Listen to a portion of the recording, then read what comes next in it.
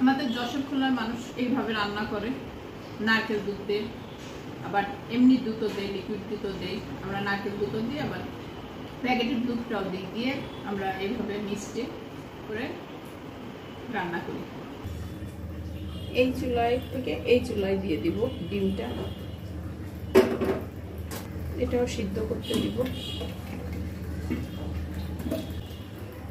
ডিমটা দিয়েছি ওই চুলায়, আর এটা আমরা বসিয়ে দিচ্ছি। ডিমটা ভালোভাবে হয়ে গেছে, তেল দিয়ে দিব, ডিমটা ভেজে নিব। বললাম একটু কাঁটা চামচ দিয়ে, নাহলে ফেটে যাবে, জোরে শব্দ হবে।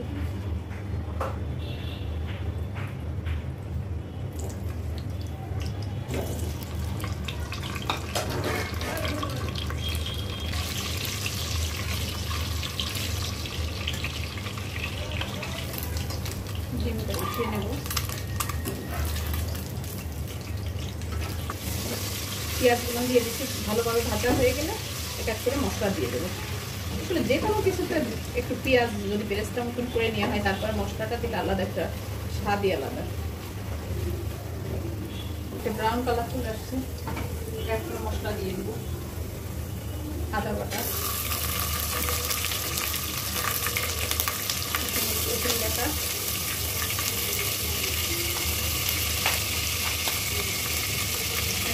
পেঁয়াজ একটু কম হয়ে গেছে,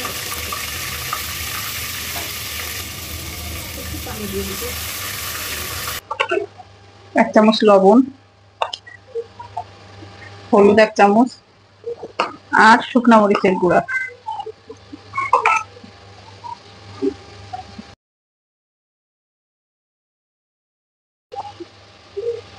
তেজপাতা দিয়ে দিই একটু,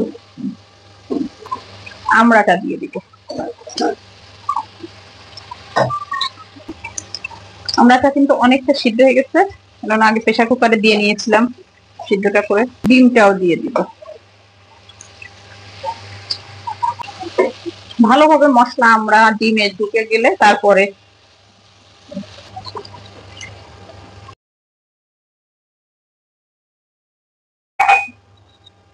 আপনারা কম বেশি করে নিতে পারেন, যার যতটুকু করে ঢুকে দিব।